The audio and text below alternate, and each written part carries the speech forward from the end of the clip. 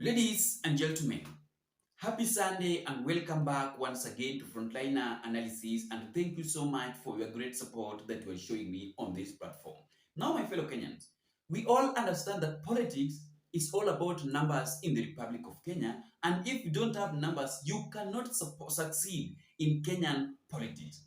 So whom do you think that should fly opposition flag bearer in 2027 election between Kalonzo Musyoka, Wiper Party leader, Rigathi Gachagua, DCP Party leader, Fred Okengo Matiang'i, who is now partyless?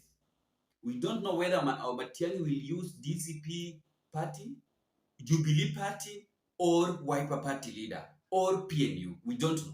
So whom do you think among those three that are picked that can fly the opposition flag bearer? Because for opposition leaders to defeat President William Samoei Ruto on the ballot box, they must work together until 2027 without division.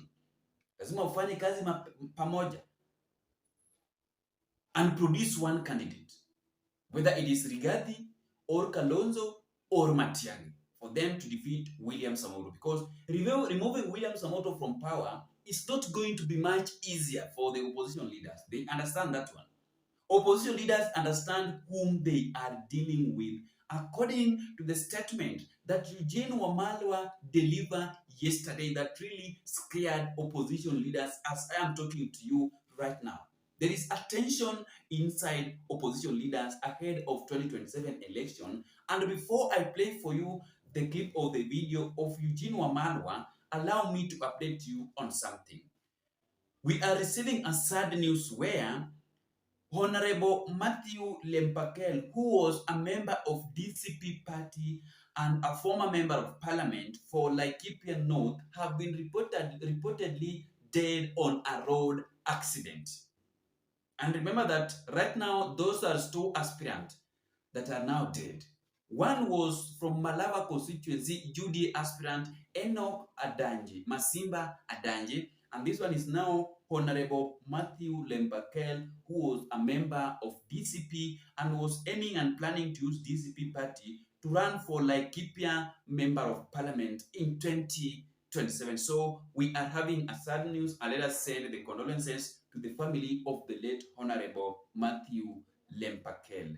May his soul rest in peace. So, ladies and gentlemen, before we proceed with this analysis, I want you to listen to this clip of the video of Eugene Wamalwa narrating or explaining what is happening behind opposition. They are now having fear ahead of 2027 election. And before you watch the video, I'm humbly requesting you to take a second of your time and subscribe to our YouTube channel and also like the video. Thank you so much, and you can watch the video. Well, political leaders from across the political divide on Saturday stepped up efforts to rally public support to their side, holding meetings with citizens in various parts of the country. Deputy President Kithure Kindiki was in Mandera and Wajir counties, where he spread the message of equity in the sharing of public resources under President William Ruto's government.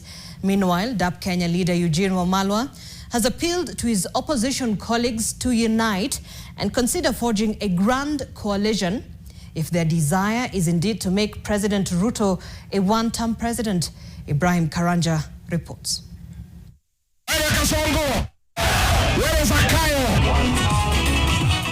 The continued chorus, whose choir masters are leaders in the opposition. But as they collectively call for a single-term presidency for William Ruto, leaders in the opposition have been individually harboring the dream of being president come 2027, and this has been a contributor to the growing wrangles among them. The reality is dawning on the opposition that with Ruto onboarding of the support of perhaps the most fierce opposition politician of all times, ODM leader Raila Odinga, their one-term choruses will be drowned out in the belted tunes of two-term. Kutoa hii serikali ya Bwana Ruto haitakuwa rahisi. Ni kama vile ilikuwa vigumu kumtoa Moi. 1992 upinzani uligawanyika, tukashindwa. Moi akapenya. 1997 upinzani ukagawanyika tena, Moi akapenya. Licha ya kwamba alikuwa tuna 36% ya kura za Kenya. Eugene, who was speaking after paying homage to his late brother, former Vice President Michael Kijana Wamalwa, who died 22 years ago today, equated the opposition's grand dream of ousting Ruto to the 2002 movement of the Grand Coalition that floored President Moi's KANU candidate Uhuru Kenyatta. Kama tutafaulu kufanya Bwana Ruto awe one term, we must be as selfless as the late Michael Wamalwa Kijana. They succeeded because they were selfless. They were ready to sacrifice their ambition for the greater good of the country. While this may plainly appear like a call for 2027, it also applies in the current situation where the opposition parties are independently fielding separate candidates to contest for the same seat. In Malava constituency, for instance, there is already a strained relationship between Rigathi Gachagua's DCP and Wamalwa's DAP-K Kenya, both opposition parties. Fire, see fire. Meanwhile, the two-term gospel continues. Deputy President Kithure Kindiki was in the northeastern region of the country with meetings and rallies in Mandera and Wajir counties. Here, Kindiki championed politics of equity in the distribution of government resources, an agenda he says distinguishes President Ruto's administration from the promises being made by the opposition. Rais Ruto ameondoa hiyo program, hiyo process kwa sababu inabagua Wakenya, wengine wanabaguliwa. Na rais amesema Mkenya ni Mkenya. Awe ni wa Northeastern, awe ni wa Coast, awe ni wa Pwani, awe ni wa Central, awe ni wa Nyanza, awe ni wa Rift Valley ama Western, Mkenya ni Mkenya. Ile utaratibu inatumiwa kupeana vitambulisho Central, Nairobi, Nyanza, Western ndio itatumika hata Pwani na Northeastern, na sio vizuri na ni kinyume na sheria kubagua wananchi wengine ati kwa sababu ya dini yao ama mahali ambao wamezaliwa. Promises of even more expanded road networks, improved security and greater inclusion of the Somali community featured prominently at every stop the deputy president made. His predecessor, Rigathi Gachagua, recently alleged that President Ruto held meetings with leaders of militia group Al-Shabaab. The president's men were not having it and dismissed the claims. Wewe umeenda Amerika ukasema wa Somali ni terrorist. Wewe ndiye terrorist wa siasa na wa Kenya hapa Kenya. Kweli si kweli? The growing opposition to the William Ruto administration is drawing more criticism, with an outfit called the Kenya Left Alliance decrying the human rights abuses attributed to the government. Ibrahim Karanja, NTV.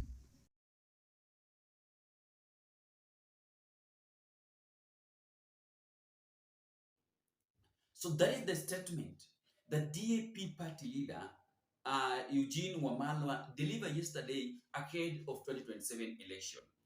And I totally agree with him, because if these opposition leaders will not work together, if they will not agree until 2027 and produce one candidate, Ruto is going to be the 6th president of the Republic of Kenya. They will not succeed, because the moment Matiang'i will stand, 1 million is gone from Matiang'i's backyard.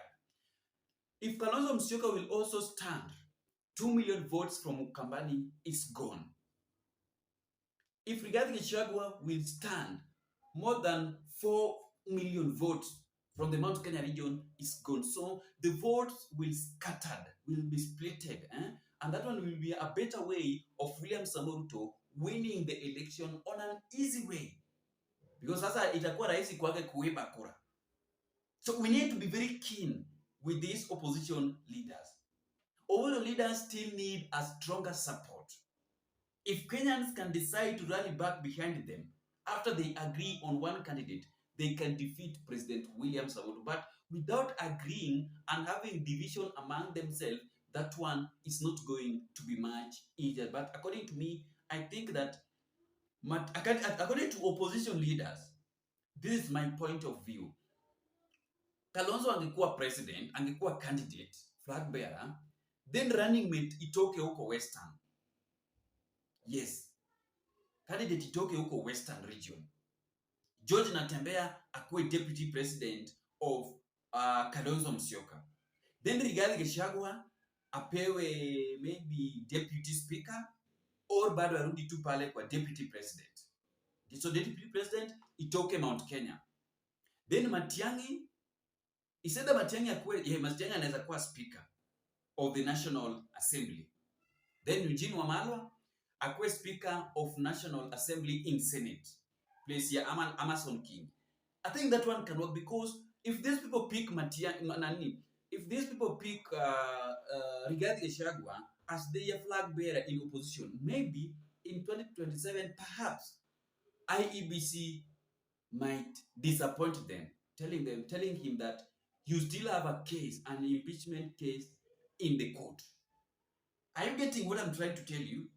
That is the reason why I'm picking Kalonzo Musyoka and George Natembeya in Western Region, because we can't pick Matiang'i. Matiang'i is only having 1 million votes, less than 1 million votes.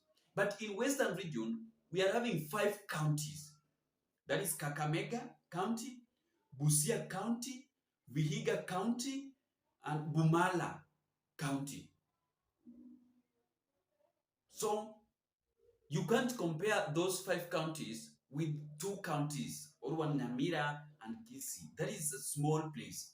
So that is the reason why I'm picking that one. And we can also, but there is another problem here. You know, Gachagua cannot do all these dramas. Then hand over power to someone. Because right now, Kalonzo Musyoka is Rigathi Gachagua is the only candidate that is campaigning in the public domain. While people like Kalonzo Musyoka, Dr. Fred Matiang'i are busy doing hotel press conference, campaigning inside hotels without going outside. Because it is only a few days ago that Matiang'i was spotted in Meru County campaigning ahead of 2027 election. But after Rigathi Gachagua announced that he will be returning back here in Kenya, but when Gachagua was away, nobody was campaigning. Kalonzo went missing, Matiang'i went missing. It was only Rigathi Gachagua that his voice was being heard in the Republic of Kenya while he was in the United States of America. So there is a serious fallout in opposition leaders, a looming serious fallout, because a few days ago, Matiang'i had an interview.